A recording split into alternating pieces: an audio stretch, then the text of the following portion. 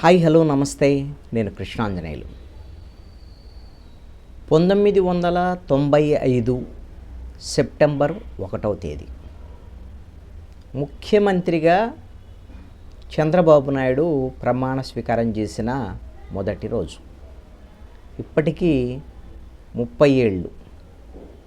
4వసారి ముఖ్యమంత్రిగా ఆంధ్రప్రదేశ్ ముఖ్యమంత్రిగా చంద్రబాబు నాయుడు ఉన్నారు. 30 ఇయర్స్ ఇండస్ట్రీ. 30 ఏళ్ల క్రితం ఆయన ముఖ్యమంత్రిగా ప్రారంభించిన ప్రస్థానం. 95లో ముఖ్యమంత్రి అయ్యాడు. ఆయన ఎప్పుడో 82కు ముందు, తెలుగుదేశం రావడానికి ముందే కాంగ్రెస్ పార్టీలో మంత్రిగా పనిచేశారు. అది వేరే విషయం. రాజకీయంగా ఆయన అనుభవం 4 దశాబ్దాల అనుభవం, 4 దశాబ్దాల పైనే. సరే, ముఖ్యమంత్రిగా చంద్రబాబు నాయుడు ప్రస్థానం ఎత్తుపల్లాలు, గెలుపోటములు అనేకమైనటువంటి ఎదుర్కొన్నారు. కానీ ఆంధ్రప్రదేశ్ రాజకీయ చరిత్రలో 4 సార్లు ముఖ్యమంత్రి అవ్వటమే కాదు, పాలనలో తనదైన ముద్ర వేసుకున్నటువంటి నాయకుడిగా చంద్రబాబు నాయుడు చిరస్థాయిగా చరిత్రలో నిలిచిపోతాడు. దాంట్లో ఎటువంటి సందేహం కూడా లేదు ఈ మాట అనడానికి. నేను విద్యార్థి ఉద్యమం అంటే 1991 ఇంటర్మీడియట్ నుంచి విద్యార్థి ఉద్యమాల్లో యాక్టివ్ ఉన్న నేపథ్యంలో 94లో డిగ్రీ అయిపోయిన వెంటనే పీజీ చేస్తూ అప్పుడే జర్నలిజంలోకి కూడా ఎంటర్ అవ్వటం అనేది జరిగింది. చాలా దగ్గరగా చంద్రబాబు నాయుడు యొక్క పాలన, ప్రభుత్వ పాలన తీరు, అప్పుడు జరిగినట్టు రాజకీయ పరిణామాలన్నింటినీ కూడా ఒక జర్నలిస్టుగా అబ్జర్వ్ చేసేటువంటి పరిస్థితి. ఇప్పటికీ ప్రభుత్వంతో దగ్గరగా ఈ ప్రభుత్వ పనితీరు, ప్రతిపక్షంలో ఉన్నప్పుడు ప్రతిపక్ష పార్టీలు, అప్పుడు ప్రభుత్వం యొక్క పనితీరు అన్నీ కూడా దగ్గరగా చూసేటువంటి అవకాశం జర్నలిస్టుగా నాకు వచ్చింది. అయితే చంద్రబాబు నాయుడు ముఖ్యమంత్రి అయినటువంటి ఆ సందర్భం అదేమీ ఒక సానుకూలమైనటువంటి పరిస్థితి అయితే కాదు చంద్రబాబు నాయుడికి. ఎందుకు అనంటే, రాజకీయాల్లోనూ అదేవిధంగా సినిమా రంగంలో పెద్ద స్టార్ హీరోగా ఉన్నటువంటి ఎన్టీ రామారావు రాజకీయాల్లోకి వచ్చి సక్సెస్ అయ్యి 11 నెలల్లోనే పార్టీని గెలిపించి అధికారంలోకి వచ్చినటువంటి ఎన్టీ రామారావు 1989లో ఓడిపోవచ్చు. 1994 వచ్చేసరికల్లా లక్ష్మీ పార్వతిని పెళ్లి చేసుకొని ఎన్నికలకు ముందు ఎన్నికల సభల్లోనే ప్రకటించి నేను పెళ్లి చేసుకుంటున్నాను అని. అప్పుడు బహుశా తెలుగుదేశం పార్టీ 1994లో 220 సీట్ల వరకు ఘన విజయం సాధించినటువంటి పరిస్థితి ఆ రోజున. అలాంటి చరిష్మా ఉన్న నాయకుడి చేతుల్లో నుంచి, ఎన్టీ రామారావు చేతుల్లో నుంచి పార్టీని కాపాడుకునేటువంటి క్రమంలో, అంటే రాజ్యాంగేతర శక్తిగా లక్ష్మీ పార్వతి ఎదుగుతున్నటువంటి నేపథ్యంలో పార్టీ దెబ్బతింటుంది, రాష్ట్ర ప్రజలకు కూడా నష్టం జరుగుతుంది అనేటువంటి ఒక నిర్ణయానికి పార్టీలో ఉండేటువంటి ఎమ్మెల్యేలు వచ్చినటువంటి నేపథ్యంలో వాళ్ళందరూ కూడా ఎన్టీ రామారావు లక్ష్మీ పార్వతి కబంధాస్తాల్లో ఉన్నారు, దీనివల్ల నష్టం జరుగుతుంది పార్టీకి, ప్రభుత్వానికి కూడా అనేటువంటి భావించిన నేపథ్యంలో చంద్రబాబు నాయుడిని నాయకుడిగా వాళ్ళందరూ నిర్ణయించుకొని ముందుకెళ్ళినటువంటి నేపథ్యం. ముఖ్యమంత్రి అయ్యాడు. ముఖ్యమంత్రి అయిన తర్వాత ఆయన ఎన్టీ రామారావు యొక్క ప్రభావం, ఆయన నుంచి తీసుకున్నటువంటి ఆ అధికారాన్ని నిలబెట్టుకునేటువంటి క్రమం, ఆయన పనితీరు, ఇవన్నీ కూడా చంద్రబాబు నాయుడిని ఒక స్టేట్స్మెన్గా, ఒక రాజకీయవేత్తగా, మంచి పరిపాలనా దక్షుడిగా నిలబెట్టే అనటంలో ఎటువంటి సందేహం లేదు. ఆయన అధికారం చేపట్టిన తర్వాత, ముఖ్యమంత్రి అయిన తర్వాత 2 మధ్యంతర ఎన్నికల్ని ఎదుర్కొన్నారు లోక్సభకు సంబంధించి. 1996లో ఒకసారి మధ్యంతర ఎన్నికలు జరిగాయి, 1998లో ఒకసారి జరిగాయి. అప్పుడు 1996లో ఆయన సపోర్ట్ చేసినటువంటి ప్రభుత్వమే దేవగౌడ, ఐకే గుజరాల్ ప్రభుత్వం రావడం, చంద్రబాబు నాయుడు సపోర్ట్ చేసినటువంటి ప్రభుత్వం. మళ్ళీ ఆ ప్రభుత్వం 2.5 ఏళ్ల లోపలనే కూలిపోవటము. ఆ తర్వాత 1998లో బీజేపీకి సపోర్ట్ చేయటం చంద్రబాబు నాయుడు, వాజ్పేయి ప్రధానమంత్రి కావటం. ఆ తర్వాత 1999లో మొట్టమొదటిసారి అసెంబ్లీ ఎన్నికలని చంద్రబాబు నాయుడు ఎదుర్కొన్నారు ఆయన ముఖ్యమంత్రి అయిన తర్వాత.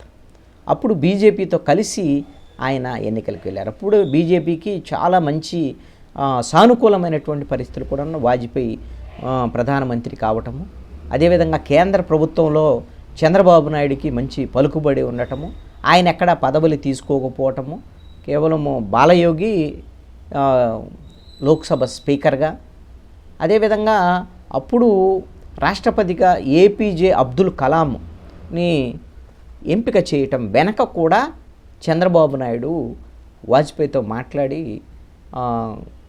అబ్దుల్ కలాము రాష్ట్రపతి కావటంలో కూడా చంద్రబాబు నాయుడు పాత్ర ఉంది అనేటువంటి దాని మీద చంద్రబాబు నాయుడు చాలా సందర్భాల్లో చెప్పున్నారు. అలాగా మంచి ఒక రాజకీయపరమైనటువంటి అంశాల్లో 1999లో గెలిచిన తర్వాత, అప్పటికే ఎన్టీ రామారావు చనిపోయి ఉన్నారు. ఆ టైంలో లక్ష్మీపార్వతి ఒక పార్టీ, అదేవిధంగా హరికృష్ణ ఒక పార్టీ పెట్టారు. ఎవరు ఏం పెట్టినా సరే చంద్రబాబు నాయుడు వైపు ప్రజలు మొగ్గు చూపినటువంటి పరిస్థితి ఉంది. అయితే ఆయన 99 ఎన్నికలు వచ్చే నాటికే ఒక మంచి పాలనాదక్షుడిగా పేరు తెచ్చుకున్నారు చంద్రబాబు నాయుడు. ఆయన చేసినటువంటిది ఏంటి అని అంటే, ఆయన ముఖ్యమంత్రిగా అసెంబ్లీకి వెళ్ళిన మొదటి రోజే వెంటనే అప్పుడు ప్రతిపక్ష నేతగా ఉన్నటువంటి పి జనార్దన్ రెడ్డి వాళ్ళ ఇంటికి వెళ్ళిపోయి ఆయనతో మాట్లాడేసి, ఏదైనా సరే ప్రభుత్వంతో మీకేమన్నా ఇబ్బందులు ఉంటే మీరు నాతో చర్చించవచ్చు, ఖచ్చితంగా వాటిని ఆ సమస్యలు పరిష్కరించేటువంటి ప్రయత్నం చేస్తానని కొత్త ఒరవడికి శ్రీకారం చుట్టారు. అదేవిధంగా ప్రజలతో అనేకమైనటువంటి సమావేశాలు నిర్వహించి ప్రజల్లో ఉండేటువంటి మేధావులు, అన్ని వర్గాల ప్రజల నుంచి వాళ్ళ అభిప్రాయాలు తీసుకోవటం, అందుకు అనుగుణంగా మా పాలన ఉంటుందని చెప్పటం, అదేవిధంగా అన్ని రాజకీయ పార్టీలతో అఖిలపక్ష సమావేశాలను కూడా ఏర్పాటు చేయటం, వాళ్ళ అభిప్రాయాలను తీసుకోవడం, వాళ్ళ సూచనలు సలహాలు తీసుకోవటం ప్రభుత్వానికి సంబంధించి. బహుశా అప్పుడు ఆ సమయంలో చంద్రబాబు నాయుడు ముఖ్యమంత్రిగా ఏర్పాటు చేసినటువంటి అఖిలపక్ష సమావేశాలు ఎప్పుడూ ఏర్పాటు చేయలేదు. బహుశా ఆ తర్వాత ఆయన 2014లో ముఖ్యమంత్రి అయిన తర్వాత కూడా ఎప్పుడో చివరిలో ప్రత్యేక హోదా విభజన హామీల ఆ అంశం కేంద్ర ప్రభుత్వం మీద పోరాటం అప్పుడే ఆయన అలాంటి అఖిలపక్ష సమావేశాలు ఏర్పాటు చేశారు. అది ఒక మంచి పరిణామం. ఆ తర్వాత పచ్చదనం, పరిశుభ్రత, ఇప్పుడు స్వచ్ఛ భారత్ అని అంటున్నారు కదా, అది ఎప్పుడూ ఆయన ముఖ్యమంత్రి అయిన మొదటి కాలంలోనే తీసుకున్నారు. ప్రతి నెలలో 2వ శనివారం పచ్చదనం, పరిశుభ్రత, అదేవిధంగా ప్రజల వద్దకు పాలన, అదేవిధంగా జన్మభూమి, ఇవన్నీ కూడా పాలనలో ఆయన తీసుకొచ్చినటువంటి అనేకమైనటువంటి మార్పులకి ఇవి గీటురాళ్ళు. అదేవిధంగా ఆయన ప్రతిసారి అప్పుడు అనేవాడు, ఇప్పుడు చెప్తున్నాడు 95 లాంటి ముఖ్యమంత్రిని మీరు చూస్తారు అని చెప్తున్నాడు. ఆ 95 ముఖ్యమంత్రి ఏంటి అని అంటే ఆకస్మిక తనిఖీలు. చంద్రబాబు నాయుడు ఇంట్లోంచి బయటకు వచ్చాడు అని అంటే ఎప్పుడు ఎక్కడ ఏ శాఖకి వెళ్తారో, ఎక్కడ ఏ అవినీతి అధికారి మీద పడతారో అని ఆకస్మిక తనిఖీలు చేసేటువంటి వారు. అధికారుల్లో ఒక రకమైనటువంటి వణుకు, భయం, పని చేయకపోతే చంద్రబాబు నాయుడు వెంటబడతాడు అనేటువంటి భయం. అదేవిధంగా ప్రజల వద్దకి పాలనకు సంబంధించినటువంటి విషయం కూడా ప్రజల అధికారులందరినీ తీసుకెళ్ళి జనభూమి అనేటువంటి పేరుతో ప్రజలందరూ కూడా ప్రజల దగ్గరికి, ప్రజల సమస్యల మీద అధికారులందరూ ఒక్కొక్క జనభూమి కార్యక్రమానికి ఆ ప్రాంతానికి వెళ్ళి ప్రజల వినతులు తీసుకుని అటు పరిష్కరించేటువంటి ప్రయత్నం. దీని తర్వాత చాలా కీలకమైనటువంటి అంశం ఏమిటంటే, అప్పుడు ఒక మాట అనేవాడు చంద్రబాబు నాయుడు, నేను నిద్రపోను, మిమ్మల్ని నిద్రపోనేనని. అధికారులకు సంబంధించినటువంటి హెచ్చరిక అప్పుడు దాదాపుగా 18 గంటల పాటు ఆయన పనిచేసేవాడు అనేటువంటి దాని మీద. అదేవిధంగా కీలకమైనటువంటి ఆయన ఒక నిర్ణయం ఏంటంటే ఫైళ్ళ క్లియరెన్స్. అసలు పెండింగ్ ఫైల్ అనేది ఉండటానికి వీల్లేదు అనేటువంటిది. అసలు ఫైళ్ళు క్లియరెన్స్కే ఒక పెద్ద వారోత్సవాలు పెట్టాడు. అంతకుముందు ఫైల్ అంటే పెండింగ్లు పడేటువంటి వ్యవహారం అనేటువంటి అనుకునేటువంటి వాళ్ళు. ఆ ఫైళ్ళ క్లియరెన్స్కు సంబంధించినటువంటి అంశం. ఇది కూడా ఆయనకి మంచి పరిపాలనా దక్షుడిగా పేరు వచ్చినటువంటి అంశం. రెండవది ఏంటి అంటే చంద్రబాబు నాయుడు కలిసి వచ్చినటువంటి అంశం 1991-92 అప్పుడు ప్రధానమంత్రిగా పివి నరసింహారావు ఉన్నటువంటి సమయంలో భారతదేశానికి నూతన ఆర్థిక విధానాలు, భారతదేశం ప్రపంచవ్యాప్తంగా కూడా నూతన ఆర్థిక విధానాల వైపు ప్రపంచం అడుగులు వేస్తున్నటువంటి సందర్భం. ఆ భారతదేశం కూడా గ్యాట్ ఒప్పందానికి అంగీకరించటం, ఇలాంటివన్నీ ఈ నేపథ్యంలో కంప్యూటరీకరణ జరిగింది. 1990s తర్వాత ప్రపంచం మొత్తం కంప్యూటర్ వైపు అడుగులు వేసింది. చంద్రబాబు నాయుడు ఆ అవకాశాన్ని అందిపుచ్చుకున్నాడు. కంప్యూటర్, అదేవిధంగా అప్పుడే ఫోన్లు వస్తున్నటువంటి 2000 తర్వాత ఫోన్లు వస్తున్నటువంటి సందర్భం, ఆ ఫోన్లకు సంబంధించినటువంటి అంశాలు, ఇవన్నిటిని ఆ కంప్యూటర్ యుగం, ఆ కంప్యూటర్ని అందిపుచ్చుకొని బిల్ గేట్స్ లాంటి వాడిని హైదరాబాదుకు తీసుకొచ్చి మైక్రోసాఫ్ట్కు సంబంధించినటువంటి ఒక సంస్థని, ఒక అగ్రగామి ఐటీ కంపెనీ మైక్రోసాఫ్ట్ని హైదరాబాదులో ఏర్పడేటువంటి విధంగా చూడటం, అదేవిధంగా డోక్రా మహిళలతో అమెరికా అధ్యక్షుడు తీసుకొచ్చి కూర్చోబెట్టడం, ఇవన్నీ కూడా చంద్రబాబు నాయుడిని అప్పుడు అనేవాళ్ళు, ఆయన సీఎం కాదు, ఆయన సీఈఓ అని. అంటే ఒక పెద్ద కార్పొరేట్ కంపెనీలకి సీఈఓ అంటే గొప్ప అనేటువంటి దాని మీద ఈయన ఒక సీఈఓ లాగా పనిచేస్తున్నాడు అని అనేవాళ్ళు. ఆ విధంగా చంద్రబాబు నాయుడు అప్పుడు సీఈఓగా పేరు తెచ్చుకున్నాడు. అయితే అది 2004లో ఓడిపోవటానికి అది నెగిటివ్ అయింది. ఎందుకు? ఈయన సీఈఓగా పనిచేస్తాడు, కంప్యూటర్లు అవి ఇవి అంటాడు, కానీ వ్యవసాయాన్ని విస్మరించాడు అనేటువంటి విధంగా. వ్యవసాయం అప్పుడు కాంగ్రెస్ పార్టీ, రాజశేఖర్ రెడ్డి కమ్యూనిస్టులతో కలిసి ఉచిత విద్యుత్ అనేటువంటి ఒక హామీ ఇచ్చి 2004 ఎన్నికలకు ముందు ఆయన ముందుకెళ్తూ వ్యవసాయాన్ని విస్మరించినటువంటి చంద్రబాబు నాయుడు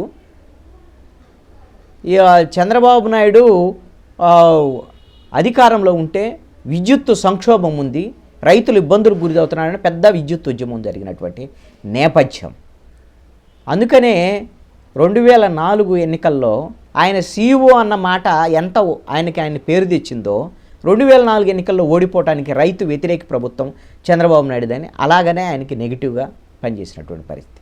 అప్పటికే బీజేపీ 1999లో బీజేపీ వల్ల గెలిచినటువంటి చంద్రబాబు నాయుడు 2004 వచ్చేసరికల్లా అలిపిరి ఘటన, అలిపిరిలో ఆయన మీద క్లైమోర్ మనిషి దాడి జరిగిన తర్వాత ముందస్తు ఎన్నికలకు వెళ్ళారు 2004లో. అటు కేంద్రంలో ఉన్నటువంటి బీజేపీ కూడా ముందస్తుకు వచ్చింది. అయినా సరే బీజేపీ చరిష్మా కానీ చంద్రబాబు నాయుడు మీద అలిపిరి దాడికి సంబంధించినటువంటి ఘటనలు కానీ అవి సింపతి చూపించలేదు. కేంద్రంలో బీజేపీ అధికారాన్ని కోల్పోయింది, ఆంధ్రప్రదేశ్లో తెలుగుదేశం కూడా అధికారాన్ని కోల్పోయింది. యూపీఏ 1 అప్పుడు మన్మోహన్ సింగ్ ప్రధానమంత్రి అయినటువంటి సందర్భం, సోనియా గాంధీ విదేశీ వనిత ఇలా అనేటువంటి నేపథ్యంలో ఆవిడ ప్రధానమంత్రి హోదా కాదు అని మన్మోహన్ సింగ్కి అప్పుడు ప్రధానమంత్రి ఇచ్చినటువంటి సందర్భం. అయితే ఆయన పరిపాలన దక్షతకు సంబంధించినటువంటి అంశాలను గిన మనం ఒకసారి గమనిస్తే, మీరు పారిశ్రామికీకరణ విషయంలో కూడా చంద్రబాబు నాయుడు ఐటీ కంపెనీలు తీసుకురావటం, హైదరాబాద్ చుట్టూ కూడా ఫార్మా కంపెనీలు ఏర్పాటు చేయటము, ఇవన్నీ కూడా ఆయన చాలా పని చేసింది. ఇదే విధంగా సైబరాబాదుకు సంబంధించినటువంటి సైబర్ టవర్స్ నిర్మాణం, సైబరాబాదు నిర్మాణంలో తన వంతు పాత్ర ఉంది అని చంద్రబాబు నాయుడు పదే చెప్తూ ఉంటారు. అది నిజం కూడా. అదేవిధంగా హైదరాబాదు బ్రాండ్ ఇమేజ్ని మరింత పెంచేటువంటి విధంగా ఆయన పట్టుబట్టి Indian school of business ISB తీసుకురావడంలో కూడా చంద్రబాబు నాయుడు పాత్ర చాలా కీలకమైనటువంటిది. అదేవిధంగా లా అండ్ ఆర్డర్కి సంబంధించినటువంటి విషయంలో కూడా చంద్రబాబు నాయుడు చాలా కఠినంగా వ్యవహరించినటువంటి సందర్భం ఆయన ముఖ్యమంత్రిగా ఉన్నప్పుడు. మీరు గమనిస్తే ఇప్పుడు పిఎస్ఆర్ ఆంజనేయుల గురించి అందరూ వైఎస్ఆర్ కాంగ్రెస్ పార్టీ ప్రభుత్వంలో ఇంటెలిజెన్స్ చీఫ్గా ఉన్నారు కాబట్టి ఆయన వైసీపీకి అనుకూలంగా ఉన్నారు అవి అని ఇప్పుడు సంబంధించినటువంటి వాళ్ళు అంటారు. కానీ నేను పిఎస్ఆర్ ఆంజనేయులకు సంబంధించినటువంటి ఆయన తెలుగుదేశం గవర్నమెంట్లో బహుశా నాకు తెలిసి కర్నూలు ఎస్పీగా ఒక ఎన్కౌంటర్ స్పెషలిస్ట్గా, బహుశా ఖమ్మం అనుకుంటా, ముందు ఖమ్మం తర్వాత కర్నూలు అనుకుంటా, ఎన్కౌంటర్ స్పెషలిస్ట్గా పేరు.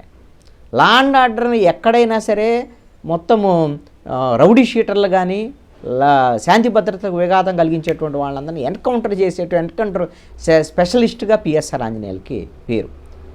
అప్పుడు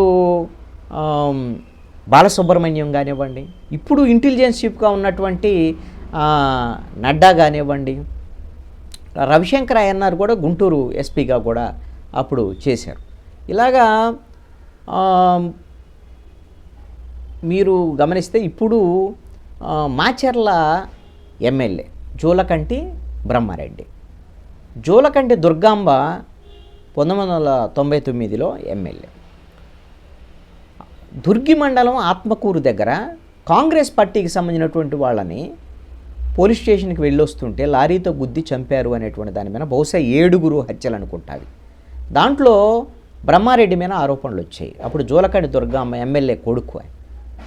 అప్పుడు నాకు తెలిసి పిఎస్ఆర్ ఆంజనేయులు గుంటూరు ఎస్పీ జూలకంటి బ్రహ్మారెడ్డిని పిలిచి, మరి ఇది బ్రహ్మారెడ్డి ఆయన ఎప్పుడైనా సందర్భంలో చెప్పారో లేదో నాకు గుర్తులేదు, జిల్లా బహిష్కరణ చేశారు.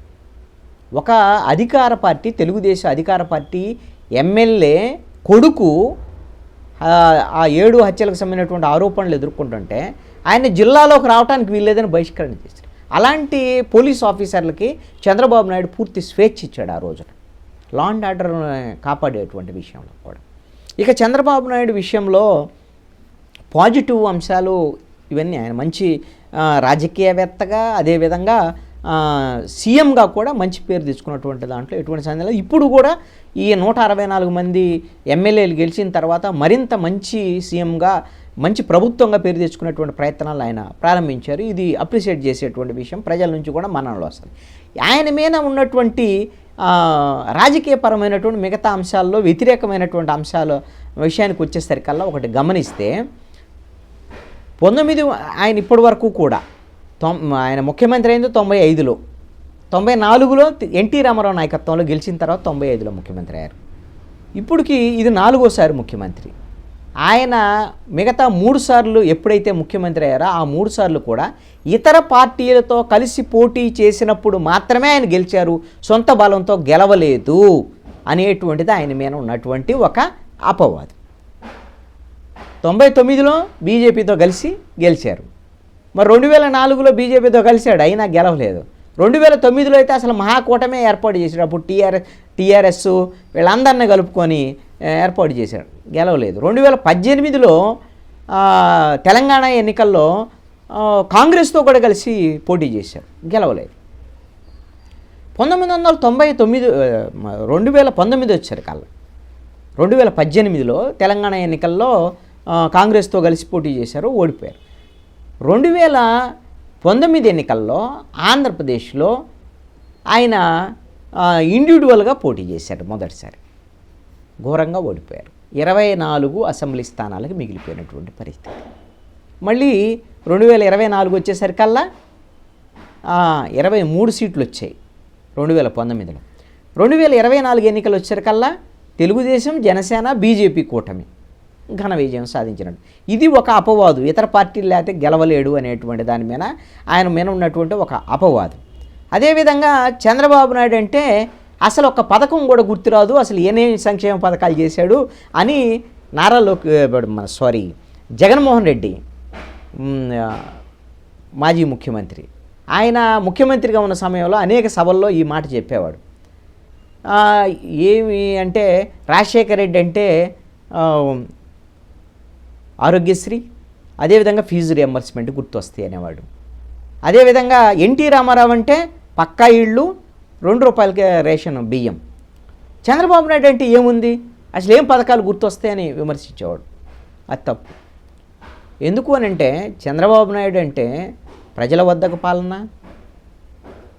జన్మభూమి, అదేవిధంగా నీరు చెట్టు, ఇంకుడు గుంతలు, అదేవిధంగా పచ్చదనం, పరిశుభ్రత, ప్రజలకు దగ్గరికి పాలన అందించేటువంటి క్రమంలో చంద్రబాబు నాయుడు చేసిందే మిగతా వాళ్ళందరూ ఫాలో అయినటువంటి పరిస్థితి. అసలు జగన్మోహన్ రెడ్డి అంటే ఏం గుర్తొస్తాయి ఇప్పుడు అనుకుంటే? సపోజ్ ఏమీ లేవు. ఆయన మిగతా పాత పథకాలన్నింటినీ కూడా నవరత్నాల పేర్లు మార్చి చేశాడు తప్ప, జగన్మోహన్ రెడ్డి పాలన అంటే ఈ రోజున ఒక పీడకలలాగా, 5 ఏళ్ల పాలన అంటే ఒక పీడకలలాగా ఉంది. ఆయన చంద్రబాబు నాయుడిని ఆ విధంగా విమర్శించేటువంటి, రాజకీయంగా విమర్శిస్తే విమర్శించవచ్చాము. అయితే ఒకటి ఫైనల్గా విజన్ 2020 అనేటువంటిది చంద్రబాబు నాయుడు యొక్క పెద్ద స్లోగన్.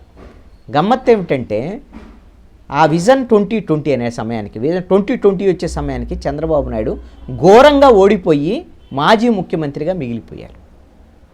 ఆ విజన్ 2020 అనేది ఆయన్నేమి బారుకి గెలిపించేటువంటి ప్రయత్నం లేదు. 2014లో రాష్ట్ర విభజన తర్వాత గెలిచారు, కానీ 2020లో ఆయన మాజీ ముఖ్యమంత్రి అయ్యారు. ఇది ఒక గమ్మత్తు అయినటువంటి విషయం. ఇప్పుడు ఏమంటున్నాడు, వికసిత ఆంధ్రప్రదేశ్ 2047 అని కొత్త రాగం ఎత్తుకున్నాడు. వాస్తవంగా వికసిత భారత్ 2047 అది నరేంద్ర మోడీ యొక్క వాళ్ళ యొక్క స్లోగను, బీజేపీ వాళ్ళ స్లోగను. వాళ్ళు ఆల్రెడీ 2014లో 19లో గెలిచారు. 2024 వచ్చేసరికల్లా 240 సీట్లతో సతికలు పడ్డటువంటి పరిస్థితి ఉంది బీజేపీది. బహుశా ఈ వచ్చే ఎన్నికల్లో బీజేపీ గెలవటం అనేటువంటిది అసాధ్యమైనటువంటి విషయం. ఇప్పుడు కూడా కేంద్రంలో ఎన్డీఏ ఉంది అని అంటే చంద్రబాబు నాయుడు, ఇక్కడ ఉండేటువంటి తెలుగుదేశం, జనసేన, బీజేపీ కూటమి, బీహార్లో ఉండేటువంటి జేడీయూ తప్ప నితీష్ కుమార్ పార్టీ, వీళ్ళిద్దరు లేకపోతే ఈ రెండు ఉత్తకరలు అయితే అసలు బీజేపీనే అక్కడ లేదు. అలాంటి బీజేపీ 2047 వికసిత భారత్ అంటే దాన్ని ఒక రకంగా కాపీ చేశాడు చంద్రబాబు నాయుడు. వికసిత ఆంధ్రప్రదేశ్ 2047 అని కొత్త రాగం ఎత్తుకున్నాడు. ఈ వికసిత భారత్ ఆంధ్రప్రదేశ్ అంటే 2047కు మీరు విజన్ ఇవన్నీ తయారు చేయాలి. ఇవన్నీ అంటే మొన్న కలెక్టర్లు వీళ్ళందరికీ ఐఏఎస్ ఆఫీసర్లకు కూడా ఇవన్నీ తయారు చేయండి. వికసిత ఆంధ్రప్రదేశ్ 2047కి భారతదేశంలో నెంబర్ 1 స్టేట్గా ఉండాలి అని చెప్పడానికి ఇవన్నీ బాగానే ఉంటాయి. మీకు ఇచ్చింది 5 ఏళ్ళ అధికారం. ఈ 5 ఏళ్లలో నువ్వు అద్భుతంగా పనిచేస్తే తెలుగుదేశం, జనసేన, బీజేపీ కూటమి మళ్ళీ గెలవటానికి కావలసినటువంటి దాంట్లో మీకు ప్రజలు మద్దతు ఇస్తారు. ఆ తర్వాత బిల్డ్ చేసుకుంటూ 2047కి వెళ్తావా, 2099కి వెళ్తావా, ఇవన్నీ అప్పుడు తర్వాత జరిగేటువంటి పరిణామాలు. ప్రతి 5 ఏళ్లకు ఒకసారి ఎన్నికలు జరిగితే 5 ఏళ్లకు ఒకసారి ప్రజల దగ్గర నుంచి అప్రిసియేషన్ తీసుకొని గెలవాల్సినటువంటి పార్టీలు, ప్రభుత్వాలు అవి వదిలిపెట్టి విజన్ 2020 అంటే విజన్ 2020లో కి ప్రతిపక్ష నేతగా మిగిలింది. అందుకని విజన్ ఇప్పుడు వికసిత ఆంధ్రప్రదేశ్ 2047 అనేటువంటి ఆ ఊహాజనితమైనటువంటి అంశాలు దీర్ఘకాలికమైనటువంటి ఆలోచనలో అభివృద్ధి వైపు ఉండటంలో తప్పేం లేదు. కానీ ఇప్పుడు ఉన్నటువంటి ఈ 5 ఏళ్ల కాలం గత ప్రభుత్వం కన్నా అద్భుతమైనటువంటి పాలన, ప్రజలకు సంబంధించినటువంటి సమస్యలు మొత్తాన్ని పరిష్కరించేటువంటి విధంగా సంక్షేమ పథకాలను అమలు చేస్తూ అభివృద్ధిని కూడా సమపాళ్లలో ముందుకు తీసుకెళ్లేటువంటి మంచి ముఖ్యమంత్రిగా, మంచి ప్రభుత్వంగా ఆంధ్రప్రదేశ్లో ఉండేటువంటి తెలుగుదేశం, జనసేన, బీజేపీ కూటమిగా తీసుకెళ్ళగలిగితే నెక్స్ట్ మళ్ళీ మీకు 2029లో అందరూ కలిసి ఉండొచ్చు. 3 పార్టీలు, తెలుగుదేశం, జనసేన, బీజేపీ కూటమి ఉండకపోవచ్చు, కానీ ఉండాలని వాళ్ళు కోరుకుంటున్నారు. 10 ఏళ్ళు కలిసి ఉంటామని, మేమే అధికారంలో ఉంటామని చెప్తున్నారు. వైఎస్ఆర్ కాంగ్రెస్ పార్టీ అసలు బతికి బట్ట కట్టలేదు ఇంకా అని చెప్తున్నారు. ఇలాగనే జగన్మోహన్ రెడ్డి కూడా అన్నాడు. కాబట్టి నా సూచన ఏమిటంటే ఇప్పుడు ఈ 5 ఏళ్ళు 2014లో అవకాశం ఇస్తే 2019లో ఓడిపోయినటువంటి పరిస్థితి ఉంది కదా, అలాంటివి తెచ్చుకోకుండా 2029కి ఈ ప్రభుత్వం మంచి ప్రభుత్వంగా పేరు తెచ్చుకోవచ్చినటువంటి విధంగా చంద్రబాబు నాయుడు పాలన ఉంటుందని ఆశిద్దాం.